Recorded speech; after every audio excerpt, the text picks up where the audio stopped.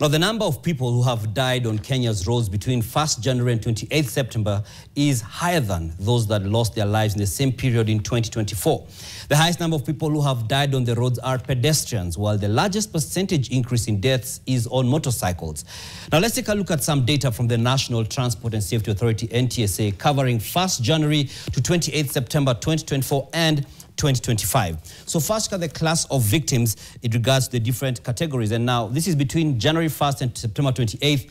Those who died in 2024 are 3,495, but there's an increase of 91 people to 3,586. Now, those who've been seriously injured has gone down from 8,876 to 8,462. That's a drop of 414 people, about 4.7% drop. And those who've been slightly injured are 5,293, and that was in 2024, and have gone up to 6,042.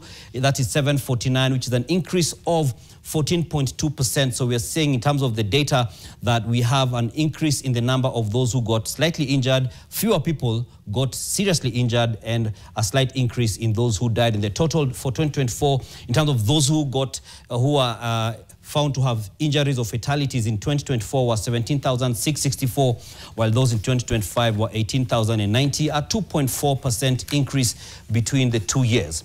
Now, looking at the victims in numbers, now this is a total of fatalities. Those who are seriously injured and slightly injured is just a quick recap of what we saw in the previous slide: 17,664, 18,090. Like we said, it's an increase of 2.4%. Now, let's take a little look at the deaths, the fatalities.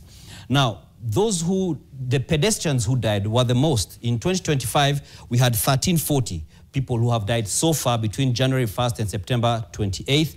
In 2024, there were 1,336. That's a slight increase, so we've got more pedestrians dying.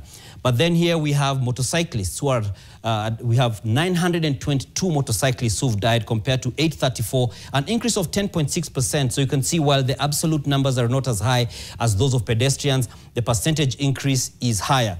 But the highest percentage increase is pillion passengers, and these are the people who are carried, the passenger on a motorcycle. So they've risen from 347 to 305 at 13.8%. So you see the two are kind of paired together. That is the motorcyclists as well as the pillion passengers, telling you quite something about our motorcycles.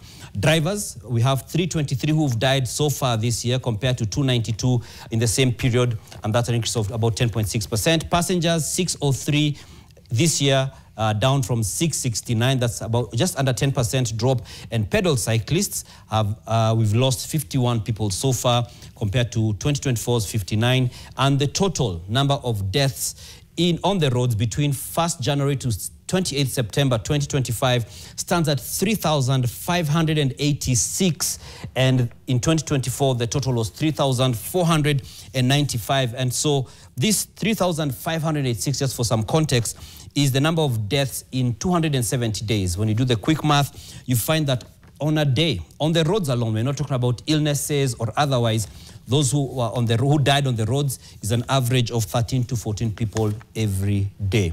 So that is part of the state of what's happening on our roads, and we shall be having more coverage tomorrow and the days coming to just get a sense of what exactly is happening on our roads, which